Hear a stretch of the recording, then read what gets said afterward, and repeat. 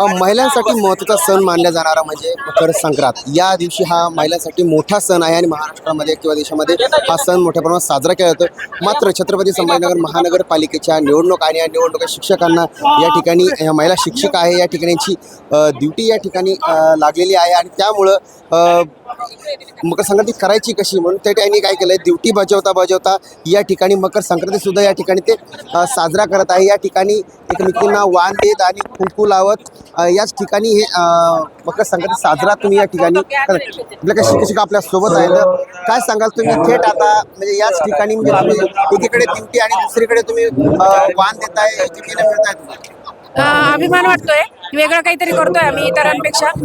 पूजा तर दरवर्षीच करतो, पण यावर्षी आम्हाला निवडणुकीसोबतच पूजाही करायची होती म्हणून थोडी कसरत पण झाली, पण आम्ही सगळं मॅनेज करून सणाचा आनंदही घेतला आणि कर्तव्य सुद्धा बजावत आहोत। वाटलं तर असा प्रसंग येईल म्हणून वाटलं नव्हतं, अगोदर ग्रामपंचायतच्या वेळी सुद्धा आम्ही अशा पद्धतीची नोकरी केलेली आहे। वाटलं नव्हतं, पण एक वेगळं फिलिंग येत आहे आणि छान अभिमान सुद्धा वाटतोय स्वतःचा की आम्ही काहीतरी वेगळं करतोय। शिक्षिकेचे जीवन म्हणजे सगळं घेऊन चालावं लागतं। हो, संस्कृती जपावी लागते आणि परत कर्तव्य सुद्धा बजावे लागतं। संस्कृती जपावी लागते असं सांगा। तुम्ही आता थेट तुम्ही वाण वगैरे घेतलं, एकमेकांना तुम्ही या ठिकाणी कागदामध्ये कुंकू आणलंय, हळद आणली आणि याच ठिकाणी तुम्ही सगळं वाण द्यायला सुरुवात केली।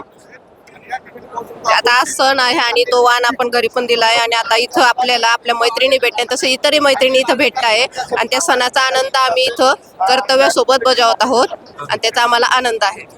आता मला सांगा की आपण समजा घरी असलो की घरी मोजक्याच मैत्रिणी मिळतात किंवा गल्लीतल्या मिळतात, मात्र या ठिकाणी खूप तुमच्या मैत्रिणीचा एक जागी आलेला आहात तुम्ही। इथं आम्हाला सर्व म्हणजे इतर शाळांच्या मैत्रिणीही भेटते आणि ओळख पण होते आणि इलेक्शनच्या निमित्ताने हे सर्व आम्हाला इथं अनुभवायला भेटते, त्याचा आम्हाला आनंद आहे। या अगोदर असा काही प्रसंग तुम्हाला असा आला होता का? याच्या आधी ग्रामपंचायत इलेक्शनच्या वेळेस एकदा असा प्रसंग आलेला होता आणि हा दुसऱ्या वेळेस आहे।